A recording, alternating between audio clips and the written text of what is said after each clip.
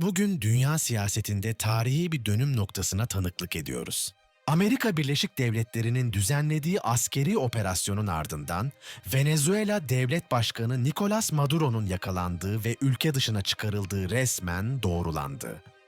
Bu olay yalnızca bir liderin devrilmesi değil, yıllardır derinleşen bir ekonomik çöküşün, siyasi gerilimin, uluslararası baskının ve küresel güç mücadelelerinin zirveye ulaştığı bir an olarak kayıtlara geçiyor. Bu videoda Maduro'nun kim olduğunu, nasıl yükseldiğini, nasıl tartışmalı bir lider haline geldiğini, ülkesinde nelerin yaşandığını ve bugün gelinen noktayı, geçmişten bugüne uzanan bir hikayenin içinde anlatacağım. Ve son bölümde bu olaydan sonra Venezuela'yı nasıl bir geleceğin beklediğini değerlendireceğiz. Hazırsan başlayalım. Nicolas Maduro kimdir? Bir sendikacının iktidara yürüyüşü. Maduro, 1962 yılında Caracas'ta işçi bir ailenin çocuğu olarak dünyaya geldi. Gençliğinde siyasete değil, işçi hareketlerine yakın bir yaşamın içindeydi. Otobüs şoförlüğü yaptı. Sendika liderliği yaptı. Uzun yıllar sokakta, grevlerde, işçi toplantılarında yer aldı. Tam da bu yüzden o hep halktan gelen adam olarak anıldı. Maduro'nun siyasetteki yükselişi, ülkenin kaderini kökten değiştiren bir isimle kesişti. Hugo Chávez. Chávez, Maduro'yu yanına aldı. Önce parlamento başkanlığı, sonra Dışişleri Bakanlığı ve Chávez'in ölümünün ardından 2013'te ülkenin başına geçen isim Maduro oldu. Maduro kendisini Chávez'in mirasını devam ettiren lider olarak tanıttı. Ama kısa süre içinde ülke çok daha sert, çok daha karanlık bir döneme girdi. Venezuela, dünyanın en büyük petrol rezervlerinden birine sahipti. Ancak ekonomi büyük oranda petrol gelirine bağımlıydı. Petrol fiyatları düştü. Bütçe dengeleri bozuldu.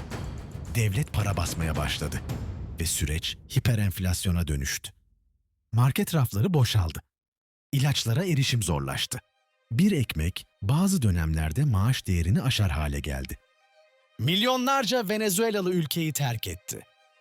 Latin Amerika tarihinin en büyük göç hareketlerinden biri yaşandı. Bu süreçte hükümet şunu söyledi: bu kriz uluslararası yaptırımların ve ekonomik kuşatmanın sonucudur. Muhalefet ise şunu savundu: bu kriz yanlış ekonomi politikalarının, yolsuzluğun ve kötü yönetimin sonucudur. Sonuç değişmedi. Halk yoksullaştı, toplum kutuplaştı, ülke bir kriz girdabının içine sürüklendi. Tartışmalı seçimler ve otoriterleşme eleştirileri, 2018 seçimleri Venezuela'da kırılma noktası oldu. Muhalefetin bir kısmı seçime katılmadı. Uluslararası alanda ağır eleştiriler yapıldı. Maduro yeniden iktidara geldi. Ama bu kez ülke ikiye bölünmüş bir politik gerçekle karşı karşıyaydı. Muhalefet seçimlerin adil olmadığını savundu. Bazı liderler tutuklandı, bazıları ülkeyi terk etti. Gösterilere sert müdahaleler yapıldı. Yargı bağımsızlığı tartışmaları büyüdü. Uluslararası insan hakları raporlarında Maduro yönetimi otoriterleşmeyle eleştirildi. Maduro ise her seferinde aynı yanıtı verdi. Bu iddialar dış müdahale girişimidir. Ama gerginlik artık yalnızca ülke sınırlarında değildi.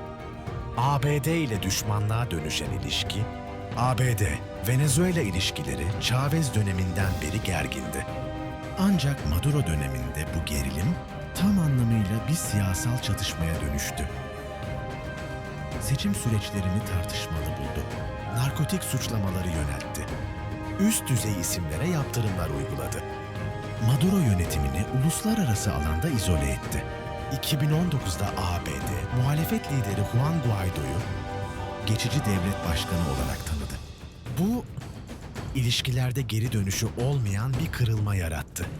Maduro yönetimi bunu rejim değişikliği operasyonu olarak gördü.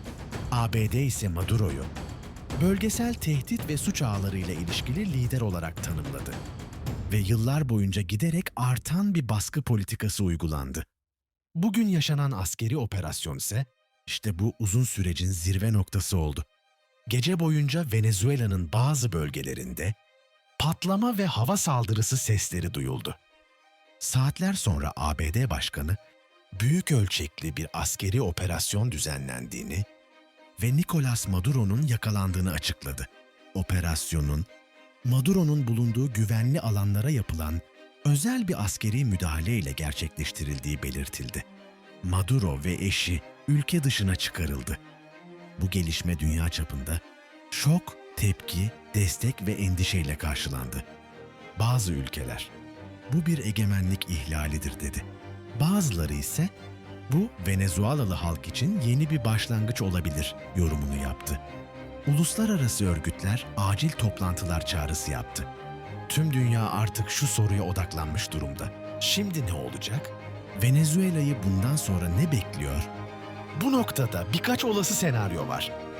Bir geçiş dönemi ve yeni siyasi yapı.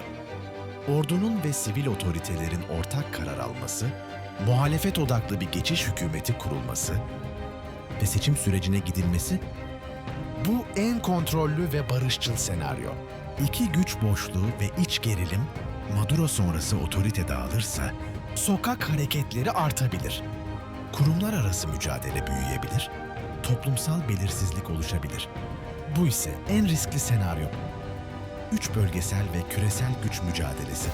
Bu olay, Rusya, Çin, Latin Amerika blokları arasındaki dengeleri etkileyebilir. Venezuela artık yalnızca bir ülkenin iç meselesi değil, büyük bir jeopolitik sahnenin merkezine dönüşmüş durumda. Bu olay yalnızca bir liderin yakalanması değil, yıllardır süren ekonomik çöküşün, siyasi tıkanmanın, uluslararası izolasyonun, toplumsal yıpranmanın bir sonucudur. Maduro'nun iktidarı tek bir günde değil, uzun bir krizler zinciri içinde çözüldü.